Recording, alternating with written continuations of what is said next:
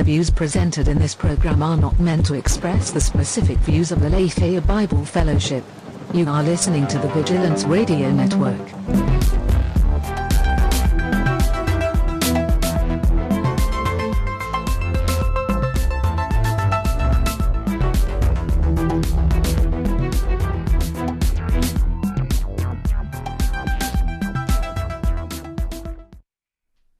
Good evening. Good evening. Welcome back. Welcome back to our humble podcast, Culture Insanity. This is episode number 14. Episode number 14, going strong here every other week now. Those of you tuning in now, thanks for tuning in. Hope more people will join in because I love feedback, but we literally have nobody tuned in yet. It's okay. It's okay. Our closest loved ones are letting us down. That's okay. Shame on them. So tonight, episode 14, as mentioned in our little preview yesterday. I take it back. Tiffany's watching. Hello, Tiffany. As mentioned, instead of doing homework. As mentioned in our preview yesterday, a few things we're going to be talking about tonight. We have a follow-up question on one of our topics last week regarding art and how we are supposed to interpret certain artists' art and things of that nature. So there's a follow-up question to that, which we can get to. We're going to be talking Star Wars and the lack of sex, apparently, according to some people's opinions. We're going to be talking Sesame Street versus this new film coming out called The Happy Time Murders, a movie with Melissa McCarthy. We have some more on the Roseanne thing. It was pointed out to me yesterday that we're triple dipping on Roseanne, I guess. Didn't even realize that, but hey, she has a knack for staying in the news, I guess. So, Jimmy Kimmel made a comment just regarding what's going on with that.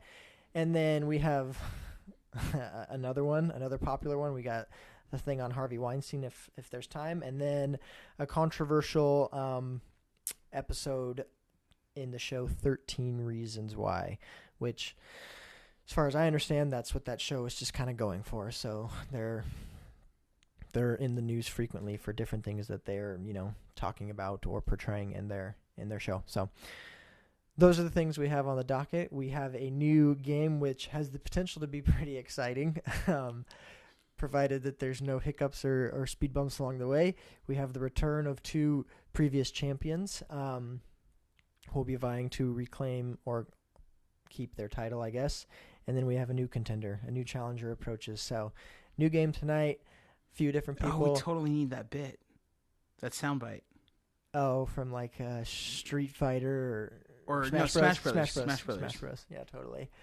New challenger. Yeah. And then we have some cool prizes. Josh and I dug up some old relics this afternoon. We'll just leave it at that for now. Dug up some old relics. Literally got our fingers dusted off some old relics. So we're excited to do that. So I guess without further ado, we can jump right in. So for the person, because it is one specific person that requested the follow-up here, we're going to address your thing after the game show. So, so to start out, let's see, Sesame Street versus the Happy Time Murders, we'll call it. So for those of you that don't know, there's this movie coming out, Melissa McCarthy. It's called Happy Time Murders, and it's a show. It's like real life. It's like Sesame Street, right? Real life mixed with like puppets, right? But instead of it being like a wholesome, family-friendly show, go ahead, Josh. I was just gonna say it's like Who Framed Roger Rabbit. Yeah, except for not cartoon, like they're physical puppets, right? Right, they're physical puppets, but a blend. If you go back and watch Who Framed Roger Rabbit, it's definitely not wholesome. But imagine Who Framed Roger Rabbit done with puppets in this day and age. Yeah, sure. And if you've seen the trailer, and especially the Red Band trailer. Especially the end of the Red Band trailer. Yeah. It is insanely vulgar. Well, it's graphic is what it is. Very. I'm going to go ahead and spoil the trailer here. All right. The end of it is graphic in that it shows a puppet spewing silly string from his underparts after having a happy time with another puppet. and he is going around the room for probably a good 15 to 20 seconds spraying silly string everywhere. So it's... Yeah. Needless to say, it's incredibly controversial. And when we talk red band, for those in the film industry, you'll know that red band means not safe. It's mature. It's not safe for audiences. Only. But this is the controversy. Yeah. Trailer is funny, if not, wow. Right. I think Josh's exact comment after we watched the trailer is that movie's either going to be really funny or really awful. Yeah. Or possibly both.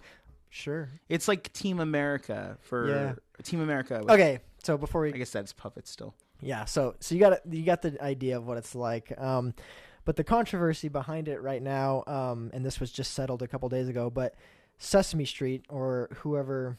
Sesame Workshop. Workshop. The makers of Sesame Street. Filed a lawsuit against whoever is making this film. The producer. Well, it's Jim Henson's son. Oh, really? Yeah. Oh. They know puppets. Basically saying that this material is going to like drag their image through the mud, right? Right. I'll just read this little snippet from this article. It's because of the tagline. Yeah. So the tagline for this movie is literally "No Sesame, all street." So it's literally catering to people that know and are familiar with Sesame Street, right? That's what the tagline's catering to. That's what the whole thing is. The Muppets, the puppets in the movie look like Muppets. They look like Muppets. Right. But it says Sesame Workshop sued last week, seeking to end the inclusion of the tagline in promotional materials ahead of the film's August release. The company argued the public would be confused and think the movie was supported by Sesame Street. This was settled. I just mentioned this was settled a couple days ago. There was no grounds for, I guess, this case, and it was dismissed by the judge. And so, green for go. The movie's still coming out. For better or for worse, the movie's still coming out. So, watch the trailer so you can have some context. If you're up for it, watch the Red Band trailer. You've been warned. Okay? But our question is, and weigh in if you have thoughts, but is spoofing, is satiring young audience material like this okay, or is it dangerous? Is it dangerous? So they're taking literally something... Like dangerous to, like, young people. To young people, like, or to parents who might be ignorant, and there are a lot of those people that... Right. Whatever, and that's part of my point. So Right. So is it dangerous? Because this is, right, Sesame Street, we all know, I hope, it's a show. It's specifically catered to young audiences. Generally, there's a good, like, altruistic message, right, in it. And, yeah, that's what it is. That's what that whole empire was built around and has become, like, famous for and is still relevant to this day, right? Sesame Street is still a thing. Like, yeah, in fact, it's on HBO. No way. Yeah, the new episodes air on HBO. There you go. So it's still a show that's going on today. Still has, like, A-list celebrities coming on and doing appearances and stuff, and being part of the message that whatever, the message of the week. Or do they have shows every week, or is it like every day? Or I think it's every week they release a new letter or number that the show is sponsored by. Did you watch Sesame Street? When you were a kid? Of course, I watched Sesame Street. All right, hey. And Mr. Rogers' Neighborhood. You've had different upbringings than some people as far as what you could and couldn't do. That's true, but Sesame Street was actually really, really wholesome. Mr. Rogers' Neighborhood. Off track. Have you seen the commercial for that documentary? No, but I want to watch that movie. It's called Won't You Be My Neighbor? I've seen the trailer for it. It looks beautiful. Yeah, no, it does. There's some really cool things in about Mr. Rogers, who incidentally was a pastor. Yep. But yeah, it looks really good, and it's like a whole thing with Mr. Rogers right now. Like Tom Hanks is going to play Mr. Rogers apparently, and I can totally see that. Yeah, seems right. Yeah, you have my blessing, Tom Hanks. For what it's worth. I guess. I mean, there's some personal things I don't like about him, but he's an actor. The mannerisms and stuff. Yeah, totally. Anyways, so back to our topic: is spoofing material like this dangerous? So my thought on that is, it's like, is it dangerous? Are parents going to take their kids to something like this, not knowing what they're getting into? Like, is that what the question is? That's what the article, I mean, that's what Sesame Workshop is suggesting, right? Like, it's going to reach kids in a way that, is going to turn them against that Sesame Street or whatever. I mean, my gut response to that is shame on the parents. Right. Shame on the parents that will inevitably, there will be some of them, I guarantee it, go to this movie. I mean, it is called Happy Time Murders. Right. So maybe the title, but... Right. Well, I think that they put that in the title, hopefully to distinguish it. Let's hope. But I remember working at the movie theater, and I got in trouble for it. But I remember working at the movie theater because a lady I was tried to get in trouble for it. Anyway, a lady had sent her kid to go buy the tickets.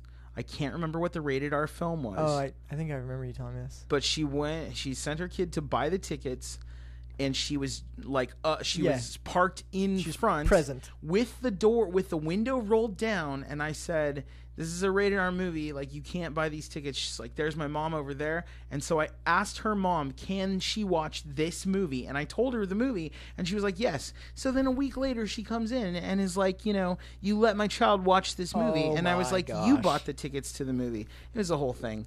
Do you remember the movie? I'm really curious. I don't remember the movie. I wish you could. I know. I really want to know. I know. I don't remember the movie. It is the parent's responsibility. I just want to make it clear. It's not legal. Like, there's no law that says that you cannot bring a child into a 17 and older film. There's no law. It's up to a movie theater to enforce that, discretion. Or a parent to enforce that. Mm-hmm. Yeah, and so that's my gut response to this concern, I guess. And for whatever reason, I was reminded of just I think we talked about it last episode even, but what happened with the kids' movie sharing a theater with Hills Have Eyes and the almost danger we did. Yeah, but yeah, like, come on, that's where the buck stops when you have a kid, right? Like, you're responsible for that child, you're responsible for what they see, you're responsible for screening what they see, you're responsible for knowing what you're disposing them to, instead of just setting them down to be entertained and then stepping away so you can have mommy or daddy time, right? Right. And it's a lot of parenting that you see. Right. It reminds me, so yes, I 100% agree with you. I don't think that any art form should be off limits to telling adult stories. And by adult stories, I mean stories worth telling, not stories that are, as we talked about last time, anti-art, that have no hope for humanity. But, like, I don't think that just because you have a genre that is usually associated with kids that you can't use it to tell adult stories. This one is, of course, particularly vulgar, and they're capitalizing on the fact that you're taking something that is innocent and turning it into something that's, like, dirty. Mm-hmm. There was a movie that came out a long time ago, and I don't even remember if it's any good, but it's reminding me of the same thing. Do you remember it? It had Ed Norton in it, and it's called Death to Smoochie. Yeah, totally. Death to Smoochie, yeah. Yeah, and it, like, his character plays a Barney type character, right? Yeah. Except for his character is involved in all kinds of awful stuff and, drugs and gangsters or whatever, Right. And the movie plays out and, like, that character kind of gets dragged through the whatever, like, his person gets exposed. But yeah, like, I mean, I wasn't aware back then, but it's just funny how over time people's sensitivities to things and whatever, it just ebbs and flows. Yeah. Like, here's an era 10 years ago, or maybe it was 20 years ago the movie came out, or 15, but, like, it was okay, and I say that loosely, but it was okay then, not a big deal then. And then, depending on whatever. And maybe it's just because it's Sesame Street. Like, that's a sacred thing to people. What do you think? I think that the fact that they're picking on Sesame Street is there. And I don't know that the judge... I think the judge is right from the standpoint that freedom of speech is protected when it comes to parody. So, that's why we can do political cartoons, for instance, and get away with it. That's why SNL can constantly make sketches about our president and get away with it. So freedom of speech is protected when it comes to parody, and that's what this film clearly is. And I think that it also is a little bit of a sour note because, it's like Jim Henson's kid, and Jim Henson was the creator of the Muppets, and was hugely essentially the creator of Sesame Street. So it's like it's a huge weird departure. And of course, Sesame Street now is it owned by Disney, or at one point it was owned by Disney? I don't know. The Muppets are. So yeah. I think you're touching sacred ground there. What's interesting though is like what you were saying, like there's a number of movies that are even like really similar. Like you even just said SNL. I mean I can't pull anything out right now, but I know SNL does stuff like that regularly. Oh yeah. They'll take like something that's kid oriented and do like an adult spin on it, and we all laugh. Well, did you ever see the movie Cool World with Brad Pitt and Kim Basinger? Never even heard of it. Okay, well, it's a really weird movie, but anyway, it's a movie about an artist who goes into his creation. Okay. And it's very adult, but it's animated. It's like it's mostly animated, but it's physical and animated. Then, of course, you have Who Framed Roger Rabbit, which has one of the most terrifying reveals of a bad guy ever in it. You'll see. Just watch it already. Just watch it, and you should see. And it's a decent movie, but there's a huge like sexual nature to it with Jessica Rabbit. Yeah, like I remember being a little kid and like noting it, like right. This is weird, Mom. Yeah, there's a lot type of thing. Yeah, Jessica Rabbit's like overly sexual and right. seductive. There's a lot of kids who probably had their psychosexual awakening while watching Jessica Rabbit. Totally, yeah. And Roger Rabbit's eye does the does the yeah. Let's see, Cool World. That one. There's is it Monkey Bone? I think with Chris Kattan. I don't know. There's a bunch of things where you've taken the young thing and turned it into an adult thing. And I think, and then the puppet one with Team America. Team America, yeah. Which is based on like the Thunderbirds. So I think for me, it's like my answer is probably the same as yours. It's not that because it is using young things is inappropriate. It's definitely not aimed at a young audience. Oh no. Definitely not. Yeah, it's not aimed at a young audience, and they put it in red band, and they put murder in the title for a reason. Titled something, yeah. On a side note, though, it does remind me. Oh yeah, Brittany brings up Ted. Ted, yeah, where you have the teddy bear. Totally. Yeah. Very crude, and people love that movie. Yeah. It totally reminds me. I love that movie. I'll post. Yeah, I just posted. There's an episode of the show Angel from Buffy and Angel where Angel becomes a puppet, and it's called Smile Time. Sounds corny already. It's a great episode, but Angel becomes a puppet in that episode, and there's all of this. You got to see it. It's really trippy. So anyway, yeah, I think the morality of it, I don't know. It was aimed like we'll have to watch the movie to see what the movie's like. I can say already that doesn't seem like it'll be incredibly redeeming. No, I agree. But with that said, it doesn't. I completely agree. The question we're asking is it bad for it to be to blend childlike things with adult things? Is it going to do harm to humanity or just something like that? Well, it's to blend childlike things with adult things, and it's not doing that. It's not blurring the lines for children. So, and that's advertising is targeted too. Mm-hmm. This is what we were talking about last week. You don't go into a movie theater unless something's wrong. The tagline is even "No Sesame, right? All Street." Again, what we were talking about last week is you don't go into a movie theater to watch a horror movie and then get a children's preview, right? Or vice versa. You don't go into a movie theater kids movie to watch. Yeah. It's all targeted. So kids, you're not going to be seeing the Happy Time Murders preview during your. Do they still do Saturday morning cartoons? I don't know. When I was a kid, it was a huge thing. Yeah. So anyway, yeah. Yeah. Agreed. So just parent better. Kristen Groner says hi. Hi. We're men. Full-grown men. That's on here somewhere. We are men. Full-grown men. There you go. And we teach children lessons. And you should too. There you go. There you go. All right, moving on. Star Wars. Have you seen Han Solo yet? I have not seen Han Solo. I haven't seen Solo. All right, Solo. So, I don't think there's going to be a huge amount of spoiler nature to this, but you can go ahead and... I'll go ahead and hit that beep, that beep, sound. beep if you want. All right. So, I saw Han Solo, and I thoroughly enjoyed it. It was a fun time. And I just would like to say, keep on making them. and I'll keep on going.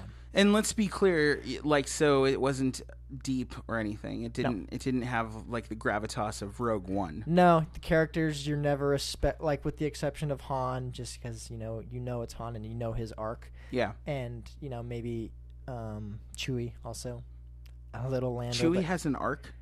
He's just the loyal co-pilot is all. Just Okay. loyal to the end. I mean, he's still alive even. Yeah. So yeah, of course he has an arc, dude.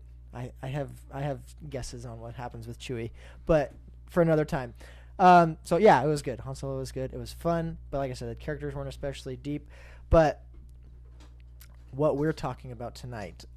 So there's an article on USA Today asking the question if. Isn't it? Josh is using his back scratcher, and it's horribly distracting. Isn't it? What? That wasn't on camera. You can't tell. Isn't that. it about time that Star Wars had some sex? Damn it! Right in the USA. Yeah, I saw that in the USA Today article. Isn't it about time? So yeah, for those of you that are familiar with the Star Wars franchise, there's like none of that. No, like except for that infamous kissing scene in the. Between Luke and Leia. Yeah, between Luke and Leia. The kiss, and they got it wrong. So yep, the kiss felt around the world. Yeah, there's no sexual relationships, and you don't see that on screen. And how are we? Whatever, I won't say that part yet. But with the exception of some sexual tension between Han and Leia, and with the exception of some sexual tension between siblings, and then in this latest movie. Obvious, super sexual tension between Han and this girl, Kira, I think is her name. You never really see that in this article. Is that Dany? Yeah. The Targaryen. Mother of Dragons. Yeah. Yeah. What's her name? Wow. Daenerys. What is her name? Totally drawn a blank. I'll figure it out. It's okay. Yeah, this article is asking the question, how come we never see that? Isn't it about time? Shouldn't we get that by now? As if we need it or something, right? Emilia Clarke. Shout out. Sorry. Yeah, shout out. Sorry, Amelia. I know you'll watch this someday. So our question for tonight's episode is sex necessary? Is sex a necessary character for human connection, or for our connection to those characters? And you're talking about specifically in movies, TV, book, anything just like any that? Forms of media, right? Movies, TV, yeah, sure, book. Is it a necessary? You got two ladies online saying it's Disney, they can't do that. Yeah, I also like to point out that. So that's a tough one, because the world that George Lucas built. It's a world of Jedis, right? Jedis right. Not supposed to be sexual. They're not supposed to be anything. Yeah. They're supposed to be gray. Yeah. Mm-hmm. Gray. Completely gray in every sense of the imagination or whatever. Right. No emotion, no love, no hate, no sex, no nothing. Right. No nothing, okay? Obviously, he had to break. It's interesting because he had to break that and, to give us the story that he did with the prequel trilogy and so on and so forth. Awful chemistry between... That was probably the most awkward movie chemistry I've ever seen in my life, between Natalie Portman and Hayden Christensen. Episode 2 specifically? Yes. Yeah, episode 2 I'm going to find the scene and you can watch it for yourself. Mm-hmm. I just posted an article about how Frozen possibly will have a girlfriend for Elsa. Just saying.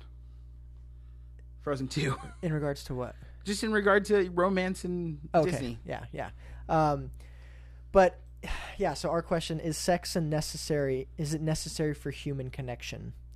I don't know, the way you wrote that is not quite the angle I was taking, but yeah, this writer is trying to ask the question and beg the question or whatever. We need it, and so do we need it? Do we need that for our characters in order to be invested in them? Is there something lacking if we don't see that? What are your initial thoughts? I don't have a problem with it, believe it or not. With what? I don't have a problem with sex being used as a necessary mode of development for characters in movies. I think... So then, from, I guess, the negative, is there something lacking because Star Wars doesn't have that? Do you feel a lack of investment because you don't see that? Let in me your see. characters? Is it less 'Cause that's believable? what the article was sort of spinning. Let me see. Is it less believable than, say, running around the universe in a spaceship that makes noise in outer space, or using the Force to fight battles with your mind? See where you're going here. All right. I see where you're going here. I want to make a point. Like, Star Wars is not believable, people. I know you think it is, I think but they're it's not. This writer's just going from a human connection. Like, I want to feel connected to the character. Don't they struggle with the same types of sexual things I struggle with, and the ins and outs of navigating those things? And aren't they grounded to that also? How come we never see that? How come they never give us that? That's literally what he's saying. How come they don't ever give us that, the fans that? John Parker says, sex equals necessary for simple people. That's hilarious.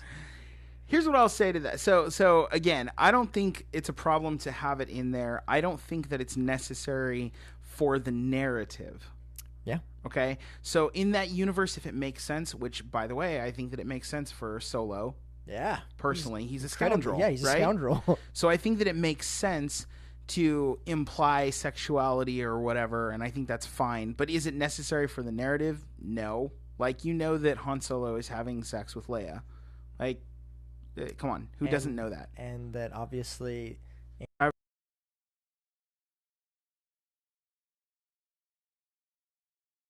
With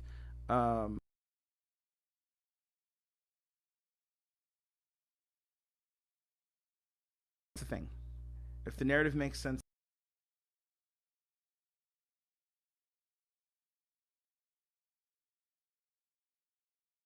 possibly back. Sorry.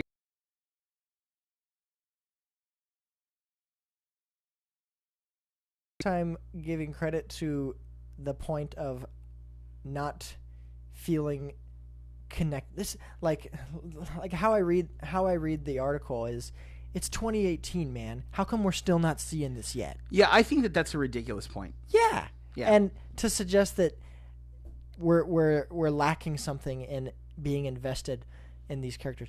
I'm sorry, this franchise has been around since 1977, celebrates some of the most loved characters in the history of movies. I think they're doing okay without it. Like, I don't believe it. I don't believe that because that's not there, you have a lack of investment in it, in this character or that character. And I personally would say that, and we'll take Han for example. He's the most extreme example. He's the one that we should be seeing if you're going to make that argument. Have sex, right? Mm-hmm. I remember feeling so let down in The Force Awakens when, spoiler alert, Kylo Ren stabs him and kills him. Right. Because we just lost one of the most beloved characters of my life and of lots of people's lives and in the history of movies, right? One of the most beloved characters in the history of movies. It's definitely arguable. Yeah. And so, my personal opinion, how they handled that, I didn't feel the weight of that. And that was without having Han have sex on screen. So I just think the argument is silly. There are things that are much more important to the narrative than sex, and I will agree with that point too. But I don't think that you can demonize sex. And I will give you one example to biblically back that up. Go read Song of Solomon. The whole thing. Yeah, but specifically chapter 7. I'll read it for you, actually. Give me a second, and I'll read it for you. Yeah. It's dead air. Sorry. I was going to say something and then I forgot, but I think it had to do with Han Solo again. But yeah, I think the whole argument is silly. Oh yeah, the article called Star Wars the 41-year-old virgin, which I thought was funny. Okay.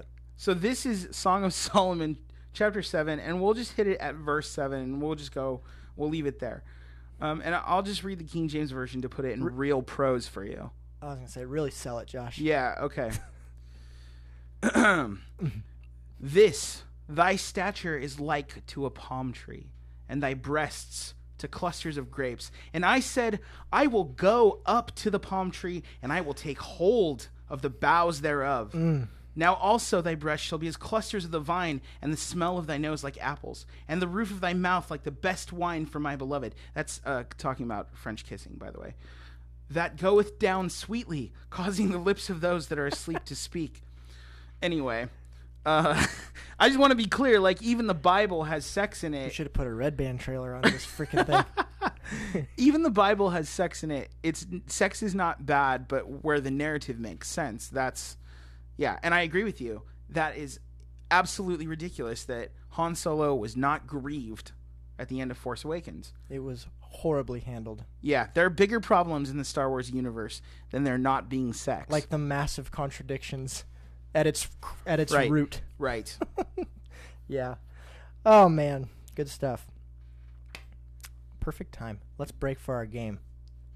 Okay. Okay, and then we'll follow up with the follow up from last week. So hopefully we haven't lost whoever's would ask that. So Yeah, we went down from 8 to 4. bummer. So yeah, that sucks. Hope to get it back. Hope to get you guys back, but yeah. Time to play the game. Time to play the game. All right, I am calling our contestants now. Yellow. I have 2 of you. I have 3 of you. Can you all hear me? I want to hear a chorus of yeses. I can hear you. Okay, I'm here. I got John, I got Elu, and do I got Jacob? Yep, I'm here. Okay, John is a former winner, current champion of the Culture Insanity podcast rolling game series. Elu is also a former champion. How do I put this nicely? He had to step away last week, so he couldn't defend his title. We've allowed him to hold the belt for 1 week. I told him that if he backed down, he would be stripped of his belt because he's in the big leagues now. And we have the challenger who's approaching. His name is Jacob. So, I still got you all, right? I don't hear Jacob. I couldn't hear the question. What? Okay. You're all still here, right? Yes? Yeah, I thought I heard something fall down. No. Okay. Everyone get to a quiet place. Here we go. I'm going to explain tonight's game, okay? We're calling it future tense. Yeah. All right, so listen up. We'll have music for that later. And we'll try and get through this as clearly as possible. And if you have questions, ask, and we'll get going. So tonight's game is a game of fan theories, okay? Tonight, you will each have 60 seconds to theorize how Part 2 of Avengers Infinity War will go. It needs to be compelling. It needs to make sense, and you have only 60 seconds. By the end of all 3 of your guys' theories and presentations, Josh and I will determine who has the most compelling fan theory of how Avengers Infinity War Part 2 plays out. Are you with me? Yes, so far? Yes. Okay. Yes, I've been thinking about this for a long time. I don't know how that's possible because we have not given you any indication of what tonight's game is. Oh, I see what you're saying, just since you watched it. Okay. So there's prizes tonight, okay? There's 4 prizes up for grabs. Everyone will be a winner tonight in some way, okay? There's 4 prizes up for grabs. Whoever wins this competition gets first dibs, and I'll explain how this works. There's 4 prizes up for grabs, okay? A, B, C, and D. Think of this as a white elephant, okay? Whoever wins this competition gets to choose whether they go first or they go last. You are allowed 1 steal, at which point that prize is dead. Because there's a limited number of you, 1 steal, prize is dead. Obviously, there's 4 prizes, which means one of these prizes will not be drawn tonight. It will go back into the vault, okay? The prizes tonight... Well, that card didn't last very long, sorry. The prizes tonight are, and I said this at the top of the hour. Yep. Josh and I dusted off some old relics. Vintage movie posters. That's right. Okay? I'll give you the grand prize. It's a Captain America First Avenger movie poster. Okay? That's the grand prize. You can decorate your man caves or your garages or put it above your bed if you loved the movie that much. That's the grand prize. There are other prizes as well. I will not say one way or the other if they are good or bad. But the grand prize is Captain America, the First Avenger, vintage near mint. Sell it on eBay for $300. starting bid. I'm not saying you'll get any bids, but you could do that. People do it. Okay, so Bring it. who would like to go first? You have 60 seconds to theorize how part 2 will go, and we will have you on a timer. At which point we will staunchly cut you off. All right, I'm ready to go. Jacob Browning up first. Your 60 seconds starts now. How will it end? Well, theory,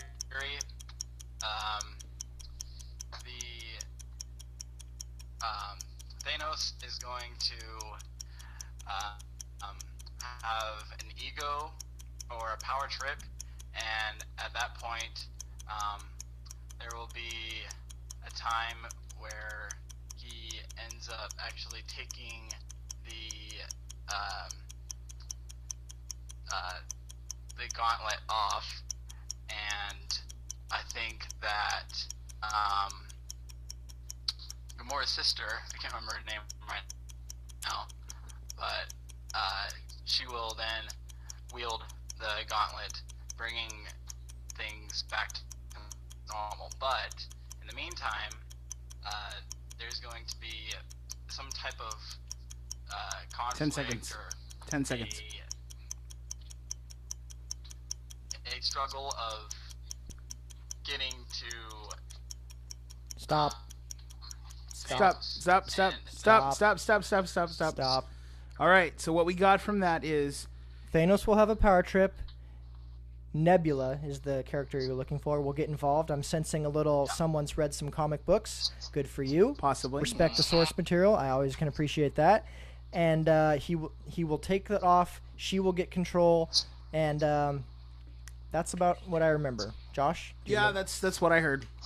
All right. Thank you, Jacob Browning. Who's next?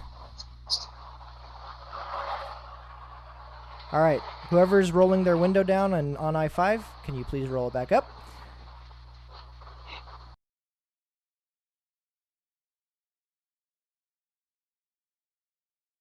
all right. And go. Okay, so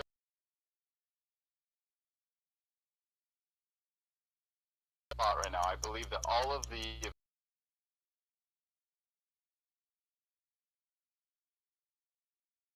and I don't know if it's me. Can you guys hear me? Okay. Yeah.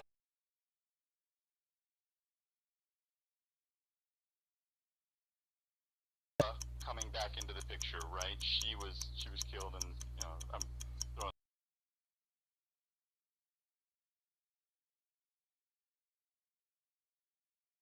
Basically, grab that Infinity Gauntlet from Thanos, taking control and bringing. That's all I got. I think that she's gonna.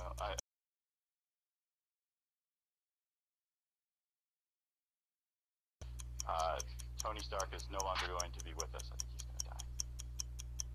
Done. Okay. That was it right there. I So like your interesting take on the Soul Gem. I'm guessing that's what you're alluding to. yeah, going into you're talking about the spirit Soul world. Gem. Yeah. I Spirit World have knows that. question marks over how easy it's going to be for her to just take it, but hey, that's your theory. So she's going to take it inside the Soul Gem with the other Avengers that have been taken into the Soul Gem from Avengers 1. I think you're giving more credit to his theory than was there. He just said she's going to take it from him, and she's going to lead them all out. I think. I mean, if I give him more time and I'm rationalizing it out, I think he's going to give it to her. Because Okay, of the previous time's up. relationship. We were just repeating what we heard. We're not asking for you to clarify. I don't think we were asking for that. Probably wait for daddy daughter. LU, your time starts now. Oh, okay. So, without thinking about spoilers and stuff, I think that Vision has a big part to do with this because Vision had one of the stones in him. So that gives him that connection, which he even says it earlier in the movie how he feels it at all times. He's not really sure what it is, but he can connect to it, and that's why Doctor Strange gave him the stone so that to save Iron Man because he is the one that can bring him back. So I think the Vision and Iron Man have a big part to do in this. I don't know if Nebula is going to be able to get the Gauntlet back, but I do think that the Gauntlet right now is at a weaker state after he snapped his fingers and destroyed half the universe. So there's a chance that they might be able to do something with that. And now obviously Captain Marvel's coming in, which I think she's going to play some kind of like the part that Silver Surfer did in the comics. Time. Because, Time. All right. Well, good job, guys. Good job. Good job. You all came through pretty clear, so appreciate it. Well, Josh, what do you think? In terms of theories, I don't know. For me, it's definitely between LU and John. I agree. I think it's between LU and John. I like what John's talking about in terms of how the Soul Stone comes into play. I obviously agree that with that kind of power, nothing is done and nothing is permanent. Right. And I like the idea of leading a rebellion. Yeah, that's also cool. I also support John's theory that Tony Stark, at a minimum, will not survive this Infinity War. I also like LU's observation that the Gauntlet took some sort of damage. I also saw that when I watched the movie. I've seen it twice. When he snapped his finger, the Gauntlet is charred and cracked, and it looks like his whole side of his body might also be. So I like that. I don't know how that affects things. What did LU say as far as how they defeat him? Did he say? Vision. He just said he thinks Vision has a connection to the Soul Gem. That's the Mind Stone, not the Soul Stone. The Mind Stone. Yeah. Yeah, he's part of it, and part of its essence now. But I would say as a I liked what LU had to say, but I think as a full-fledged. If we give it to you, we have to give it to everyone, LU. It's one of those things. Yeah. I like what John had to say, and Adam's moved the I'm microphone holding you away from the mic right now. Mic.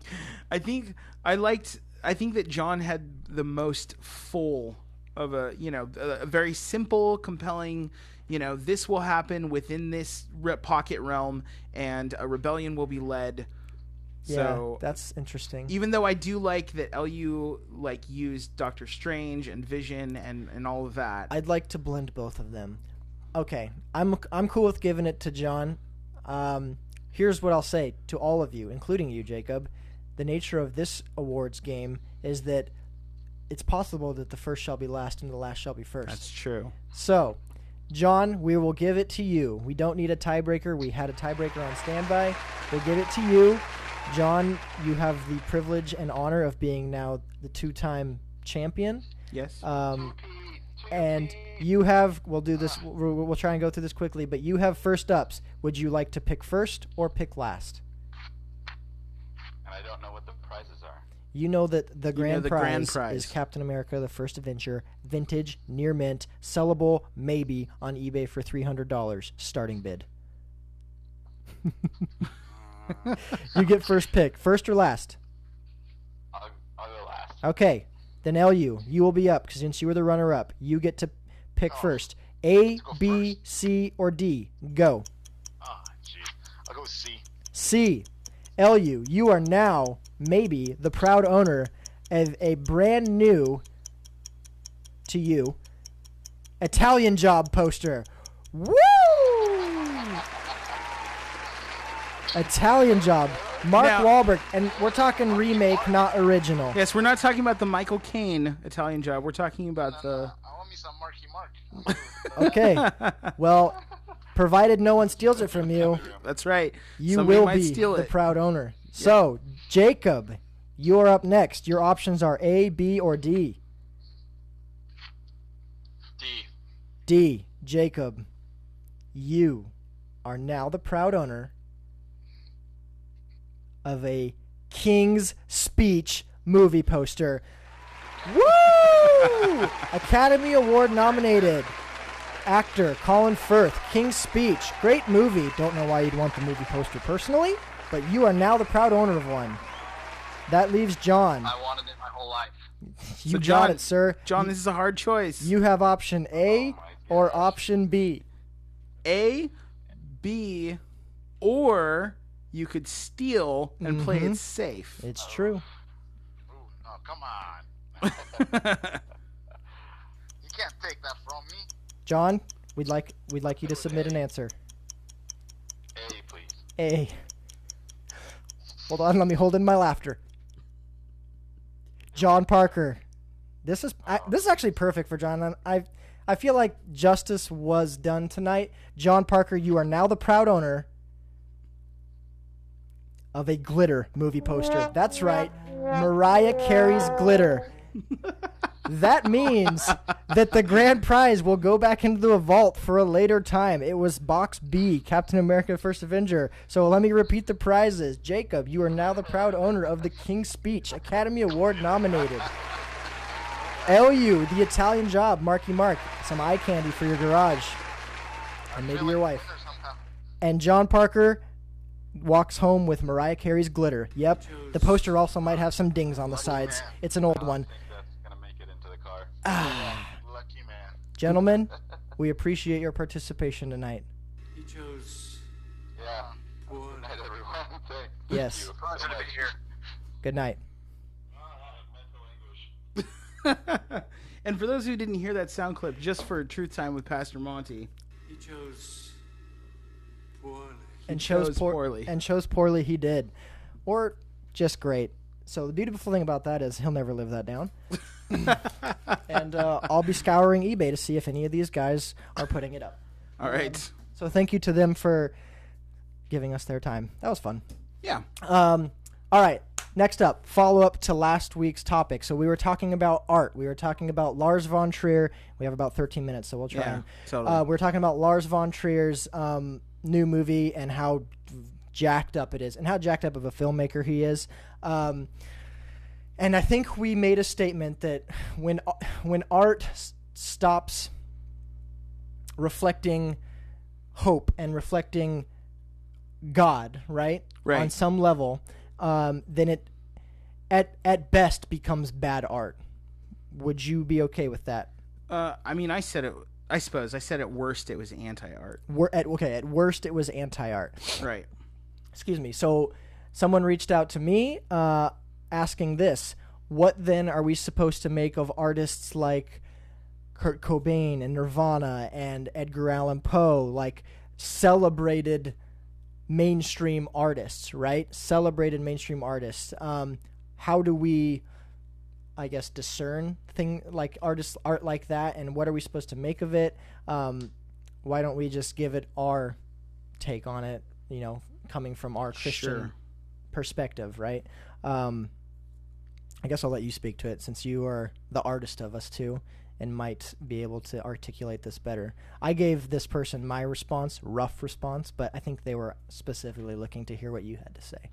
Well, I'm not. So, like, when we take, like, Kurt Cobain, for instance, I mean, I don't know, play out his life. Yeah, and that's... I mean, that's what it comes down to. And that sounds insensitive, maybe. Not trying to be, but it's just...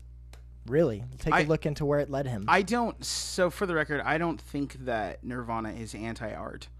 I think that it's dark art, and that Kurt Cobain in his writing was trying to figure out the meaning of things, and what he saw was hopeless. Mm-hmm. And you can tell in his writing that he's trying to process all of that he's coming to conclusions, but he hasn't necessarily formed one.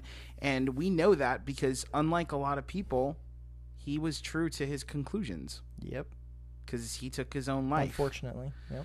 So what you see is the journey of a person. And, not all of his music is hopeless. And definitely isn't in that. He definitely doesn't have a less than, man, I wish I honestly wasn't ready for this question, but I wish that I had like lyrics in front of me right now. But, he definitely wasn't ready, or I wasn't ready, sorry. He wasn't hopeless in his music at all times. I mean, there's things where you sort of see, like I'm thinking of Polly, where he's talking about, oh man, I just can't remember the lyrics of things. Yeah, I got to go back and I got to look at the lyrics and things. I mean, I'm also thinking just because I'm going to pull up some lyrics. Yeah, just because Kurt Cobain, unfortunately was led to believe certain things about the meaning of life, right? And what the whole point was. Unfortunately, that led him to the conclusions that it did. Like, as mature, like, believers, we can still pick out things that are good in that body, right? And I think that's what Josh is about to get to too, like, or what he was alluding to, like, not all of his work is just like this dark, depressing lack of anything, right? Lack of anything music or whatever. And just because of, that it did lead him there, we can still respect that, yeah, he had a huge impact in speaking to a generation and maybe gave people an outlet. I don't know. Yeah, I think so. El, you just asked a question. What was the question? It was just a follow-up question about the statement that I made that anti-art is basically lacking humanity. So, like, if it's completely hopeless and it's lacking humanity. Here's the thing: a lot of Kurt Cobain's music, it definitely he ends his life in a hopeless state, but his music, like I said, is the journey that he's on, and a lot of that, quite frankly, is anger. And I found a good quote here, and so this is Kurt Cobain talking. Let's see. So it is, "I'm such a nihilistic jerk half the time." Again, this is a quote from Kurt Cobain. "I'm such a nihilistic jerk half the time. I'm so expletive, sarcastic at times, and then at other times I'm still vulnerable and so sincere, and that's pretty much how every song comes out. It's like a mixture of both of them, and that's pretty much how people my age are. I'm just as pissed off about the things that made me pissed off a few years ago. I'm pissed off about everything in general, so all these songs are pretty much about my battle with the things that piss me off." So what you see in that statement is Kurt Cobain talking about where he's at in his writing of his music, and basically what he's saying is he's angry, and without anger, or I'm sorry, when you have anger with something, it means that you hold a certain value. He has something to be angry about, and he does say, "I'm nihilistic half the time."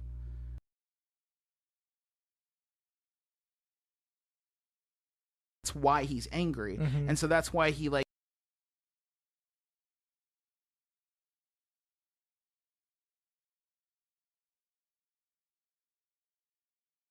for food. She's the one. That one? Yeah. Same idea, right? So he's like, but in that he quotes, or he does sort of a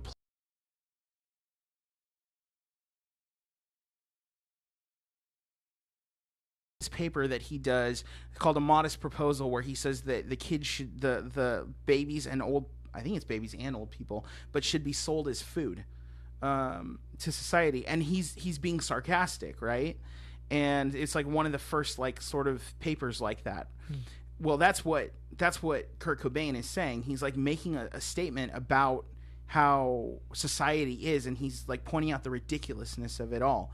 So in this way, you have this guy who's speaking, he's wanting change. The problem is he comes to the conclusion that change is impossible, and when that happens, he takes his own life. Yeah, but the point is he was seeking something. He was expressing and emoting. Right, and there's a reason why people connect to it, because the anger that was there. I mean, I have that record like right behind Adam, the vinyl. And it's true. It's right there. Yep, it's right there. You can hold it up for the camera. Whatever. And that's what it is. And when we look at like Poe, for instance, I think that was the other author that was there, like Edgar Allan Poe. He had a Christian consensus. Like, he lived in the Victorian era, and he had a consensus in his worldview. He believed that certain things, he operated with an idea of life and death. And yeah, I think that even in like The Raven, for example, there's allusions to like heaven and hell specifically. Yep. But yeah, and love. He had like a great love. To the point of Kurt Cobain's journey, and just artists in general journey. I was just talking about this, I think it was this morning, but actually it was with Jacob, the guy that was just competing that walked away with the King's Speech. He was talking about Eminem, and he was saying how he doesn't like Eminem's later stuff, and I was asking why, and I don't remember what he said, but I remember saying to him, like, I actually do like Eminem's later stuff because I think it's really clear that you can see Eminem, like, his music, he's been on this journey. And, like, I specifically remember the first time I heard it, and I really liked the song, but one of his songs, and I think it's like maybe the Marshall Mathers LP2, he was talking about his mom again. And throughout the entirety of Eminem's music, if you listen to Eminem or rap or whatever, but you know that Eminem really dislikes his mom and has a lot of anger towards his mom. And he expresses that in multiple songs, calls her like horrible things, and is super emotive in that. But in this song, in one of his later albums, it's a couple years old now, but he like completely changes his tune. Like the door for reconciliation has been opened there. And Right. I really appreciate that in Eminem's music. And I remember being like, wow, like that is cool. It's cool to like have seen like, yeah, he's been this angry rapper forever and still is in a lot of ways, right? Right. But in this song, like that is a refreshing change in his journey, and I really like that, and like it strikes a chord with me, and I'm glad that he has found that aspect of his life, or you know. Well, yeah. Look at the way he talks about his daughter. Yeah, he adores her. Yeah. Yeah. Yeah, and I'm looking at a quote of Edgar Allan Poe's right now. It says, "The 99 are with dreams content, but the hope of the world made new is the 100th man who is grimly bent on making those dreams come true." And basically what that's saying is that there is hope. It's found not in the 99, but the one person who's willing to make their dreams come true. So it's like a dare to dream sort of thing. Yeah. But yeah, I mean, you're looking at somebody who has a lot of despair, and his life was in hope and despair. It's dynamic. Yeah, very. But that's not the case. And that wasn't the Lars von Trier thing, right? Right. He has a point to make, and he is teaching us. Yeah. These people, that's a good way of putting they that. are emoting. Yeah, that's a good way of putting that. What is Lars von Trier doing? Yeah. If you've seen any of his movies, tell me you walk away with any good feelings whatsoever, and I will have a hard time believing you. Yeah. Yeah. Yeah, we've cruised through our time. Yeah, I really have. There's a couple more topics, but I don't want to overdo it here. Well, it says we got 2 minutes on How the about- clock.